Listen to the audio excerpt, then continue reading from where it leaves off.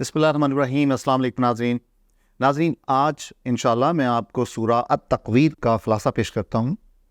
सूरा अत-तक़वीर कुरान हकीम की 81 नंबर सूरा है। इसकी 29 आयात हैं, 1 रुकू है, 5 पैराए हैं। और नाज़रीन, सूरा तक़वीर के कुल अल्फाज बाशमूल हरफ अतफ़ वाव के 122 हैं, जबकि सूरा तक़वीर तक कुरान हकीम के कुल अल्फाज की तादाद 85,016 है। नाज़रीन, अत-तक़वीर का मतलब होता है लपटे जाना, और ये लफ्ज़ माखूज़ है कुव्वरत से। और कुव्वरत का मतलब होता है ऐसी चीज़ जो लपटी जा चुकी हो या जिसको लपटा गया हो। और कुव्वरत जो है वो सीगा माजी मजहूल है, जिसके मानी होते हैं कोई ऐसी चीज़ जो लपटी जा चुकी हो या जिसको लपटा गया हो, यानी वो सूरा जिसमें के लपटे जाने का जिक्र हो। इसका नज़ूल इब्तदाई जो मक्का का दौर है उससे हुआ है। इससे पहले सूरा नाज़ियात है और सूरा अबस है। और सूरा अबस और नाज़ियात में क़यामत को तामतुन और साखतुन के अल्फाज से याद किया गया था, लेकिन इस सूरा में क़यामत को अल-तक़वीर के नाम से याद किया गया है। और अत-तक़वीर का मतलब हुआ कि जो क़यामत का मंजर होगा, जो हौले क़यामत होगा, उसकी जो तहलका आमेज़ किस्म की तस्वीर कशी है वो इस सूरा में की गई है। और इंसानी नफ्स और ज़ाहिर बातिन के जो असरात होंगे उनकी तस्वीर भी की गई है। नाज़रीन, सूरा अत-तक़वीर का जो मौज़ू है वो आखिरत और फितरत के हवाले से है, यानी कायनात का नक्शा बयान किया गया है, आखिरत में क्या मंजर होगा। इसके अलावा आखिरत का और आखिरत के मनाज़र के या हालात के जो नफ्स पे, इंसानी नफ्स पे जो असरात होंगे उसकी तस्वीर कशी है। फिर रसालत का जिक्र पाया जाता है और कुरान हकीम की वही की हक़ानियत का जिक्र पाया जाता है कि ये किसी दीवाने का ख्वाब नहीं है जैसे कि कुफार और मुशरिकीन कहते थे, बल्कि ये हकीकत हक़ है। तो कुरान हकीम जो है या अल्लाह ताला की जो वही है, ये इंतहाई जो बुज़ुर्ग शख्सियत है, हज़रत जिब्राइल अलैहिस्सलाम की तरफ इशारा किया जाता है कि उनकी अमानतदारी का रिसाला है। और इसके अलावा कुरान हकीम तमाम जहानों के लिए हदायत का सरचश्मा है और रब्बुल आलमीन की तरफ से नाज़िल करता है। तो नाज़रीन, इस सूरा का मरकज़ी ख्याल ये है कि जो क़यामत कुबरा है उसके वक़ू का जिक्र करते हुए उनका दुनियावी मामलात के साथ रब्त बयान किया गया है।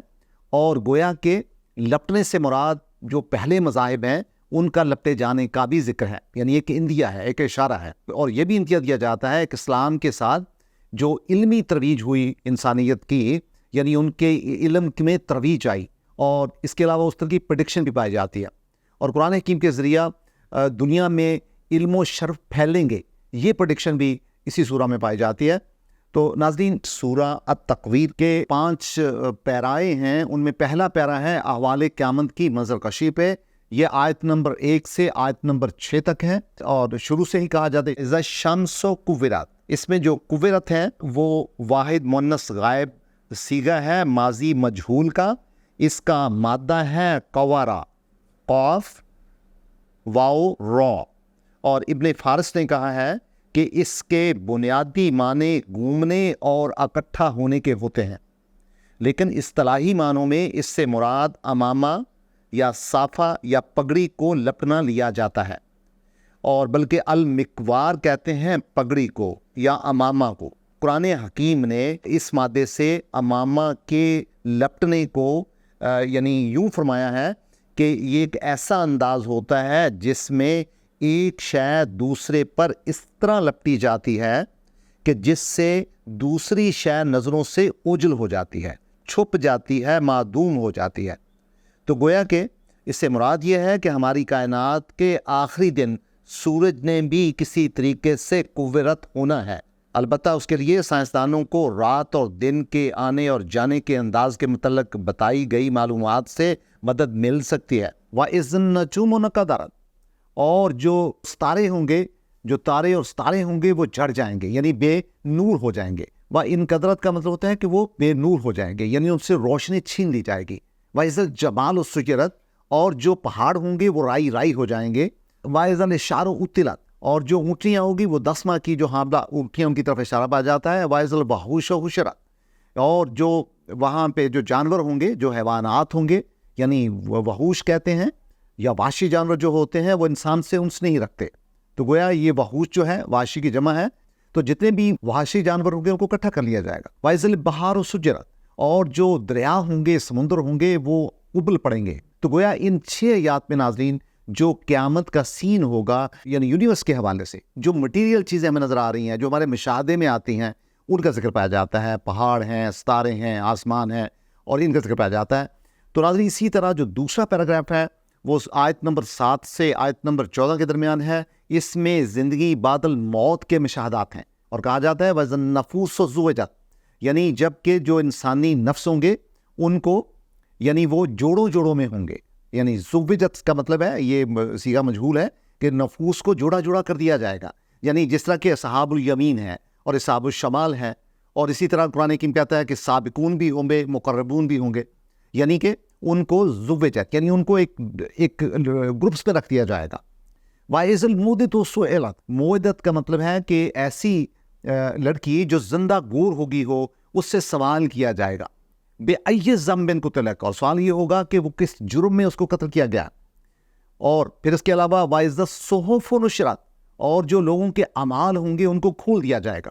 اور پھر وَإِذَا السَّمَاءُ كُشِطَتْ، اور پھر ہر ایک چیز کو اکھیڑ دیا جائے گا. یعنی اس کی بریک بینی سے اس کی ڈسیکشن کی جائے گی، اس کو واضح کیا جائے گا. یعنی یہاں سوا تو آسمان کو کہتے ہیں، یعنی آسمان کو کھول دیا جائے گا. اس کی بال، جس طرح بال کو اور سکن کو یعنی جلد کو کھیر دیا جاتا ہے، اسی طرح جو آسمان ہوگا اس کو پردہ پردہ، اس کا جو ریزہ ریزہ کر دیا جائے گا، یعنی اس کو بہت واضح طریقے سے کھول دیا جائے گا. وَإِذَا الْجَحِيمُ سُعِرَتْ، اور پھر جہنم جو ہے اس کو لایا جائے گا، اس کو بھڑکایا جائے گا. وَإِذَا الْجَنَّةُ أُزْلِفَتْ، اور جنت کو نزدیک لایا جائے گا.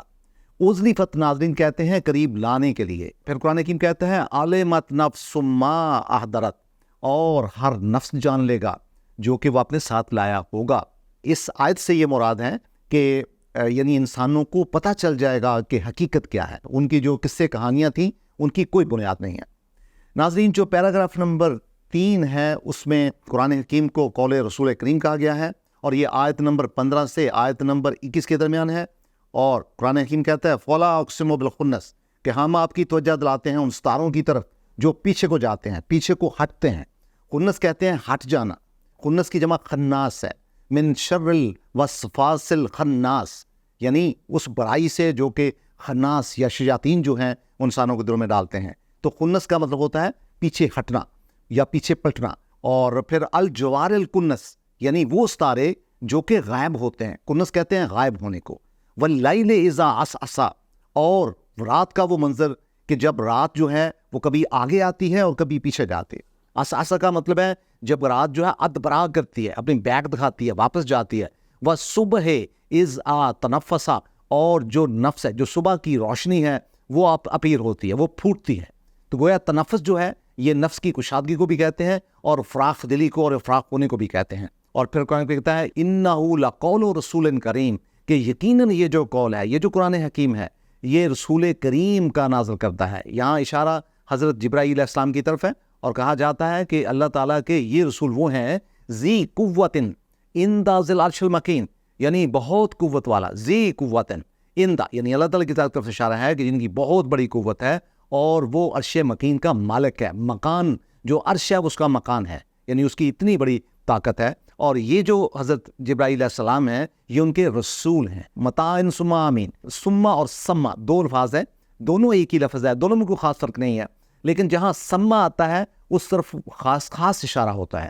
یعنی جب اشارہ خاص ہو جائے تو وہ سما نہیں ہوگا، سما ہوگا. اور سما سے مراد یہ ہوتا ہے پھر اس کے بعد. دونوں کا یہ مطلب ہے، لیکن اگر اشارہ خاص ہوگا تو پھر سما استعمال ہوگا. ناظرین جو 4 نمبر پیراگراف ہے وہ آیت نمبر 22 سے آیت نمبر 25 کے درمیان ہے، اور اس میں بتایا جاتا ہے رسالت محمد صلی اللہ علیہ وسلم مجنون ہی ہیں. وما صاحبکم بمجنون، یعنی آپ کے جو ساتھی ہیں، آپ کے جو ساتھی ہیں، صاحب کہتے ہیں ساتھی کو، یعنی آپ کے جو رہنما ہیں وہ مجنون نہیں ہیں، میڈ مین نہیں ہیں. یعنی ایک بہت خوبصورت بلاغت ہے یہاں پہ پائی جاتی. وہ یعنی آپ میں ایک محبت کا اور انس کا رشتہ بتایا جاتا ہے کہ مومنین کا اور مسلمین کا اپنے نبی کے ساتھ، اپنے رسول کے ساتھ کون سا رشتہ ہے، تو اس کو صاحب کہا گیا ہے. صاحبکم، جو آپ کے ساتھی ہیں، آپ کے دوست ہیں. وَلَقَدْ رَآهُ بِالْأُفُقِ الْمُبِينِ، اور یقیناً انہوں نے دیکھا اس کو، یعنی حضرت جبرائیل علیہ السلام کو، ان کی طرف اشارہ ہے کہ ان کو افق میں دیکھا، بہت واضح طریقے سے دیکھا. آسمان کی اونٹ میں، آسمان کی بلندیوں پہ انہوں نے، رسالت مآب نے حضرت جبرائیل علیہ السلام کو بہت واضح طریقے سے دیکھا. یعنی یہاں پہ اس آیت میں قریش کو تنبیہ کی گئی ہے کہ رسول اللہ کے ذریعہ علم کی جو عظمت اور طہارت ہے اس کو واضح کیا گیا ہے. اور پھر قرآن کریم کہتا ہے وما ہوا علی الغیب بضنین، کہ جو آپ کے ساتھی ہیں، جو آپ کے صاحب ہیں، وہ غیب کی باتوں پہ حریص نہیں ہیں. یعنی وہ ایسے نہیں ہے کہ وہ غیب کی باتوں کو بیان کرنے میں حرص کا مظاہرہ کریں یا پھر وہ اس میں بخل کا مظاہرہ کریں، جس کا مطلب ہے کہ وہ امور غیبی کو بالکل صحیح طریقے سے بیان کرتے ہیں. یہ دونوں ضمیریں جو ہیں یہ رسالت مآب کی طرف ہیں. وما ہوا بقول شیطان رجیم، اور پھر کہا جاتا ہے کہ قرآن حکیم جو ہے وہ کسی شیطان رجیم کا، یعنی دھتکارے ہوئے شیطان کا قول نہیں ہے، ہرگز نہیں ہے. یعنی یہ اس کی سختی سے تردید کی گئی ہے.